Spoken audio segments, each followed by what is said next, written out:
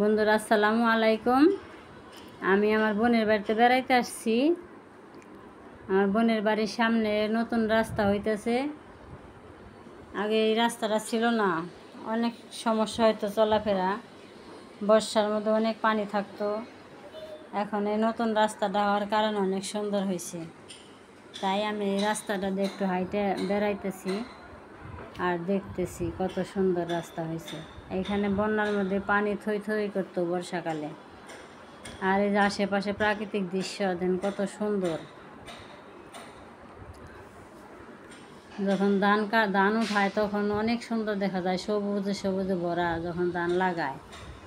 আবার যখন ধান একটু সবুজ হয়, বড় হয়, তখন আরও সুন্দর দেখা যায়। আবার যখন ধান পাকে তখন আরও সুন্দর দেখা যায়। এক এক সময় এক এক রকম একটা সৌন্দর্য দেখা যায়। তাই এই রাস্তা দিয়ে একটু হাঁটতেছি, সবাই নিয়ে একটু বেরিয়ে আসি। নতুন রাস্তা, এই রাস্তাটা হওয়াতে আমার বোনেদের অনেক উপকার হয়েছে।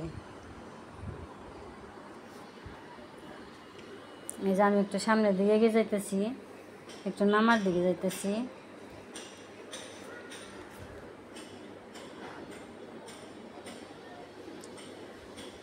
এই দুই পাশের ক্ষেতে থেকে অনেক মাটি উঠাইছে।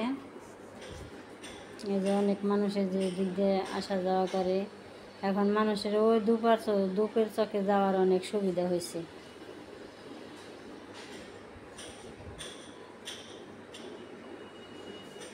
দেখুন কত সুন্দর দৃশ্য।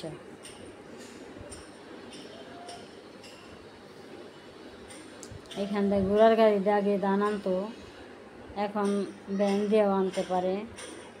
এই যে পুকুরে থেকে পানি নিচে মাটি নিয়ে রাস্তায় উঠাইছে, এখন পুকুর হয়ে গেছে। এই যে কিছু কিছু পোলা পানি যে বেড়া নিয়ে ছাগল নিয়ে এই রাস্তা দিয়ে যাইতেছে। এই রাস্তা না হইলে এরকম ছাগল ভেড়া কেউ চড়াইতে পারতো না। রাস্তা হওয়ার কারণে অনেকটাই সুবিধা হয়েছে, সবার জন্য সুবিধা হয়েছে।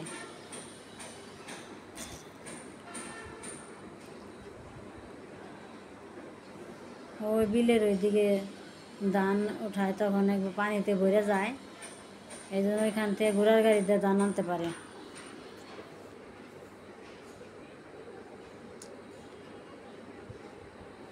আমি আমার বোনের বাড়িতে আসলেই যাই রাস্তায় বেড়াইতে, দামসার যাই, দরবেশ বাবা মেলায়।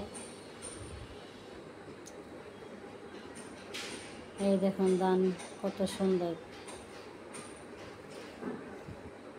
রাস্তার পাশ দিয়ে ঘাস লাগাইছে।